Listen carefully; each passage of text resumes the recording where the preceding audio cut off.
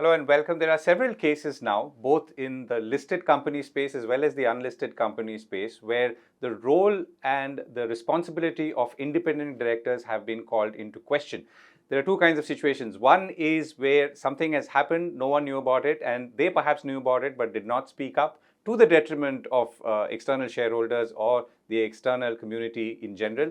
And the second is when everyone knows about it and yet they don't seem to have done what is again expected of them, particularly in a listed company. Now, there have been several cases of these, some very high profile, some maybe not so high profile, and I'm not going to get into that. But the larger issue here is what is the role of independent directors? And it's changing in more ways than one. It's also changing because the nature of companies is changing, the nature of businesses is changing. So what is indeed expected of them?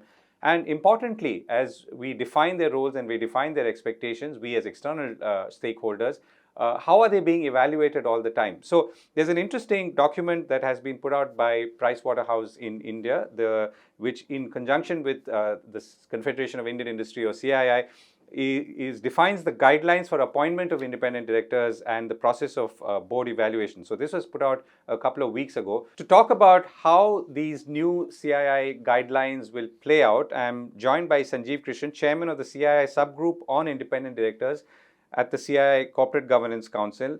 Sanjeev Krishan is also the Chairman of PwC India. PwC obviously worked on this new guidelines, and there are 10 guidelines for companies which are considered best practices that ought to be possible to comply both in letter and spirit.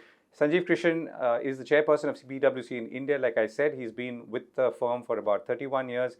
He served as a deals leader for PwC India before he became chairperson. He's also a certified chartered accountant and an associate member of the Institute of Chartered Accountants in India. Sanjeev, thank you so much for joining me. So I'm picking up on the new guidelines on appointment of independent directors and the process of board evaluation. I'll come to the evaluation part a little later. But what triggered these guidelines? And let me ask you from my vantage point, obviously we are seeing quite a few cases of companies in the listed universe as well as the unlisted universe where the board of directors clearly do not seem to have been either active, alert, or even responsive to what's been happening in the companies. Now, these may be exceptions, but sometimes exceptions do stand out. Is this linked to what's been happening in the environment, or is this something that was generally proactive? So thank you. First of all, Govind, thank you so much for having me. And it was indeed very gratifying for us to be able to contribute to this initiative that CI had launched. Specific to your question, I think there were three parts really to the conversation. I think first one, as you said, that the independent directors in particular, there is a lot that is being asked of them these days by regulation and even otherwise. The expectation is that they should be able to, in some ways, get some diversity.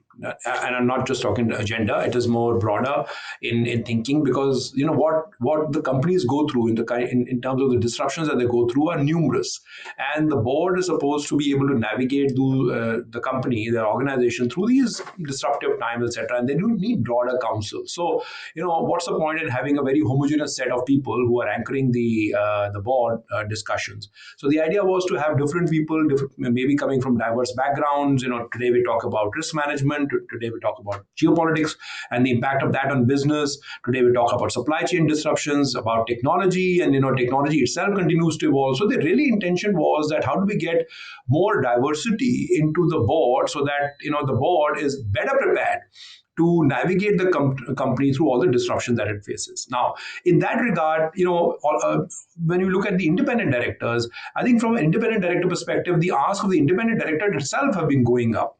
A lot of that is driven by regulation, and the SEBI LODR, etc., is a case in point.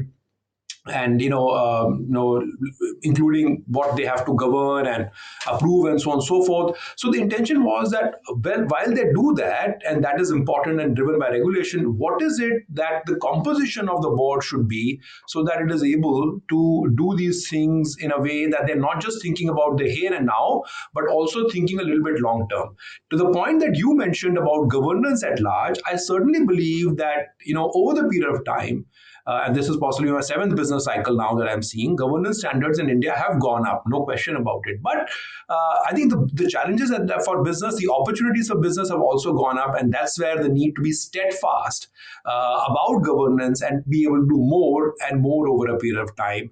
And I think some of these guidelines, my hope is, will help in that regard.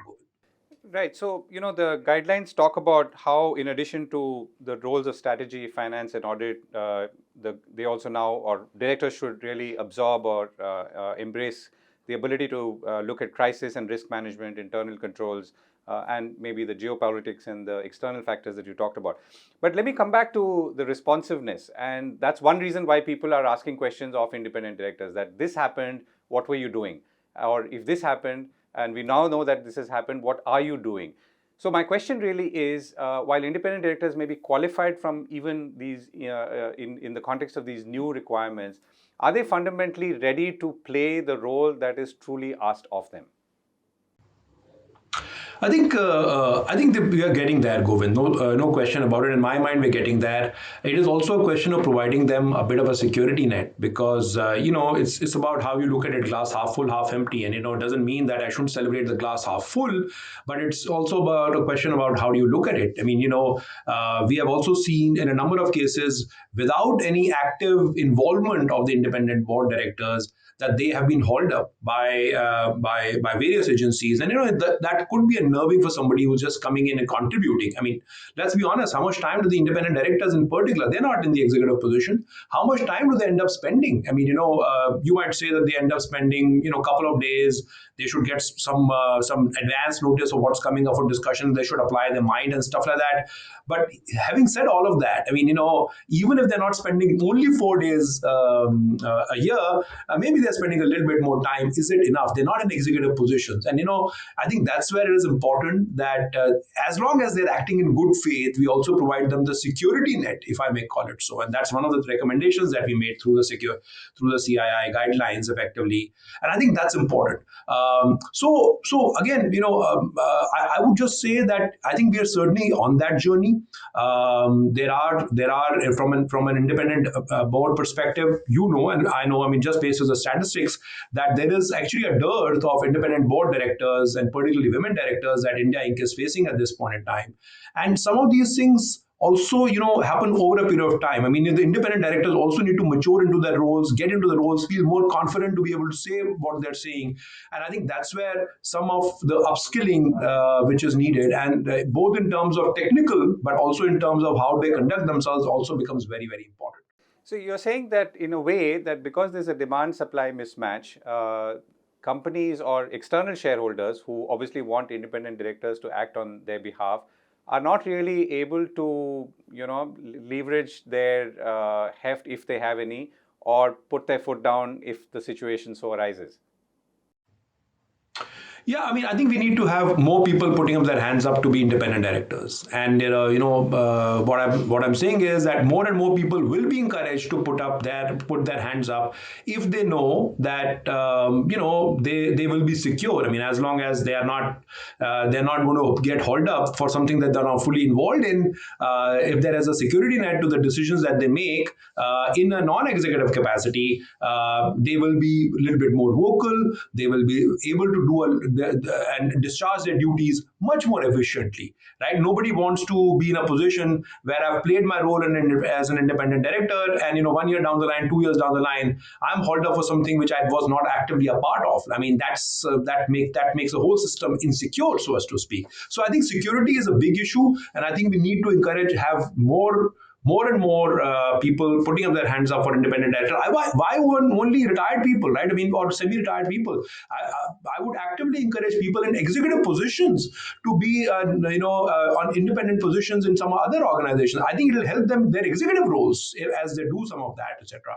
So yes, we need more talent to come through at the non-independent at the independent director level. So I'm going to come to the getting hauled up bit in a moment. But at a very fundamental level, what do independent directors sign up for? I mean, when they accept a nomination or accept an offer to become a director on the board, with in some cases, clearly because compensation levels have been going up quite well, it's a handsome remuneration. But that apart, what are they really signing up for? I mean, this is a very bottom line question. Well, I think first and foremost, it is about making sure that they are able to deliver on what the regulatory requirements are. And as I said, I mean, the regulatory requirements are now well defined under SEBI, LODR, and others. I think they are very well defined. So one of the key things is that. I think the other thing really is that they have to, in some ways, be responsible to the entire stakeholders, not just what we used to say, the shareholders. And that's where the drift is at this point in time, that I'm responsible for the entire stakeholder community. I mean, that would include my employees, my supply chain, my distributors, and so on and so forth. So you have to greater responsibility, and of course the regulators and government at large, etc. I think that's one of the key things. The other thing that I would say is also to make sure that you're not just thinking about the company today as to that there is a matter which has come up for my consideration and I should say that I give my view on it today, but also to make sure that there is long-term sustenance of the company and its executive are thinking through things a lot more deeper and just not responding to a situation which is coming their way. Maybe there's hard calls to be taken, maybe it's a hard decision to be taken, but I'm challenging you to think about it, maybe making investments which may actually create some challenges to your, let's say, bottom lines today, but which will keep you in good stead over a long period of time. I think that is what the independent directors would sign up for. I think initially, really to make sure that it helps the companies meet their obligations under the regulations. But then I would say more importantly, how do they make sure that the companies remain steadfast over a long period of time and are thinking long term and not just the near term and the short term. Right, and I'm going to come to evaluation in a moment, and let's talk about the getting hauled up and the possibility that actions of or decisions taken by the board lead to criminal prosecution, let's say under tax, and independent directors get thrown into the net or are hauled in, when the net is cast by, let's say, the tax authorities as an example. I mean, I can understand that that's a deterrent, but why should that be in some ways mixed with their fundamental duty and perhaps something that may be not, let's say, liked by others to shareholders? As in, if my responsibility is to shareholders and I have to question something, then I should question it. I mean, and why should the fear of being hauled up for something else be mixed into this? Because I got that sense. Yeah, I think Govind, it's a question of is multiple things, right? I mean, one of course is that as I mentioned, how much time do the independent directors spend on it, right? You mentioned remuneration, etc., is going up, and that may be a matter of fact. But the question really is that how much time are we spending? I mean, how much there is encouragement for them to spend time? What kind of preparation are they able to do? What kind of pre-reads do they get before they get into a board meeting? Have they had ability to ask a bunch of questions? And are they asking those questions, right? Now, if a lot of that is happening, and if there is enough and more time which they are devoting or they're able to devote or they're being asked to devote, then of course the question becomes pertinent that would anybody be able to ask anybody who's as well learned as these people are supposed to be, are they asking all the relevant questions? And if I'm asking all the relevant questions, there's obviously a bit of a it's also going to be a bit of a challenge to the executive that why ABC and not why not XYZ. And I think if that is done, I think one needs to only appreciate the fact that I'm not in an executive position. What I even strategize, I'm not in a position to deliver or execute. That execution still lies with somebody else. As long as that differentiation is there and maintained, I'm in the position to challenge, to question, to counsel and mentor and make sure that I'm able to put my advice on record. Now, subsequent to that, the outcomes might turn out to be ORI for reasons of non-delivery or not acknowledging the advice that I got, or indeed lacunas in delivery itself. Now, for those things, yes, one might say that in my first subsequent board meeting, was a review conducted? Did I come up from that discussion or not, etc.? And there are obviously questions which can be debated. But broadly speaking, I think the main challenge here is that if I have to get more and more people of talent, of pedigree into the independent directorship, something that we are currently lacking, how is it that we support them in their mind to say that, we acknowledge that you're not in executive positions. We acknowledge that you are guides, mentors, and supports in some level, but you're not in an executive position, and hence I need to secure you that tomorrow you and your family will not get, as we are discussing, challenged or hold up for actions that you have not actively committed. Right, and I'm coming to evaluation in a moment. Before that, so when you talk about this liability or really making sure that liability is not open-ended, this part of it is addressed to the government, and I'm assuming in the case of or areas like tax and so on. Yeah, I think we have made certain recommendations in terms of how we could look at liability insurance for independent directors, and why just the top few companies. I mean, maybe it should be more broad based to listed companies and maybe some unlisted ones, etc. Because some of them are actually becoming more and more meaningful to the India story. So the idea really is to have it a little bit more expansive in its reach, wherever the independent directors have a bigger role to play. I mean, there could be businesses which may not be listed, or which may not be so visible, but where there is a very significant role that they are playing. So the idea is to more expand that to independent directors more broadly. But you're also saying that there should be some cap on personal liability of an independent director if there was some, let's say again, an adverse tax order or an adverse tax prosecution, which is what your CI note specifically refers to. So I think as far as the liability is concerned, I think the liability of the directors per se, I think it's well articulated in law as to what the liability of the directors is going to be. I think that is something which is just typically, I would say, a matter of law, and we didn't sort of necessarily want to get into a lot of that. I think the idea really is, as I said, more to encourage more and more people to onboard this very important position in corporate India. Right. Okay, last question. So you do talk about the continuous evaluation, and that's interesting. So how is that likely to play out in a structured way? Do you feel companies, first of all, do they do enough continuous evaluation? And secondly, if they don't, could they or would they because of inputs like this?